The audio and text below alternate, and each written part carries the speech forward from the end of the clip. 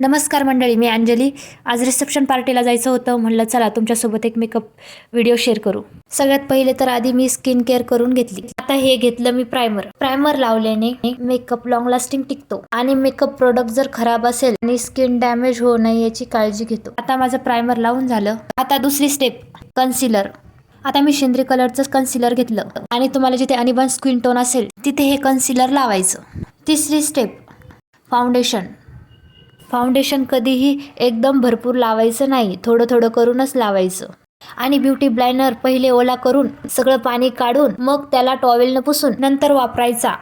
तसा सुका ब्युटी ब्लायनर वापरायचा नाही. तसा वापरल्याने ब्युटी ब्लायनर फाउंडेशन अब्झॉर्ब करून घेतो, मग ते तुमच्या चेहऱ्याला लागायच्या ऐवजी तो ब्युटी ब्लायनरला लागतो. चौथी स्टेप, कॉम्पॅक्ट पावडर नाही तर लूज पावडर. मी लूज पावडर लावली. पाचवी स्टेप, आय मेकअप. आता मी ग्लिटरी आय शॅडो घेतला. मला थोडा ग्लिटरी लुक द्यायचा होता. आय शॅडो छान मस्तपैकी लावून घेतला आणि मग नंतर त्याला ब्लेंड केलं थोडंसं. सहावी स्टेप, आयलायनर. मी जास्त आयलायनर लावत नाही, माझे डोळे मुळातच मोठे आहे आणि आयलायनर लावल्यावर ते आणखीन मोठे दिसतात. सातवी स्टेप, मस्करा. मला खूप लावायला आवडतो. 8 नंबरला काजळ. मी छोटंसंच लावलं, मला जर मोठं आवडत असेल तर मोठं लावा तुम्ही. 9 नंबर लिपस्टिक. तुम्ही जर माझ्यासारखा लुक करत असाल तर लिपस्टिक थोड्या लाईट शेडची लावा.